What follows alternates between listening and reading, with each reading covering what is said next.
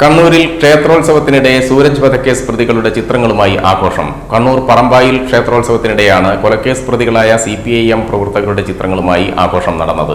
കുട്ടിച്ചാത്തൻ മഠം ഉത്സവത്തിന്റെ ഭാഗമായുള്ള കലശഘോഷയാത്രയിലാണ് മുഴപ്പിലങ്ങാട് സൂരജ് വധക്കേസിലെ പ്രതികളുടെ ചിത്രമുള്ള കൊടികൾ ഉപയോഗിച്ചത്.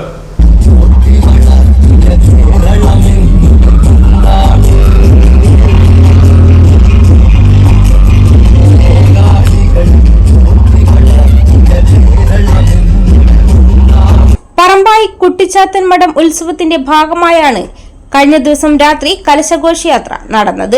കലശം വരവിന്റെ ഭാഗമായി DJ ഉൾപ്പെടെയുള്ള പരിപാടികൾ ഉണ്ടായിരുന്നു.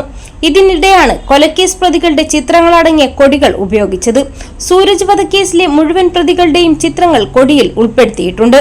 കൊടി ഉപയോഗിച്ച് ഡാൻസ് നടത്തുകയും മുദ്രാവാക്യം വിളിക്കുകയും ചെയ്യുന്ന ദൃശ്യങ്ങൾ പുറത്തുവന്നു.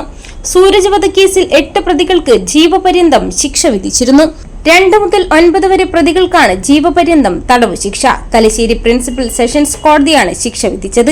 11ാം പ്രതിക്ക് 3 വർഷം കഠിന തടവും വിധിച്ചു. കേസിൽ മുഖ്യമന്ത്രിയുടെ പ്രസ് സെക്രട്ടറി PM മനോജിന്റെ സഹോദരൻ PM മനോരാജ്, TP കേസ് പ്രതി TK രജീഷ് എന്നിവർ ഉൾപ്പെടെ 9 പ്രതികൾ കുറ്റക്കാരാണെന്ന് കോടതി കണ്ടെത്തിയിരുന്നു.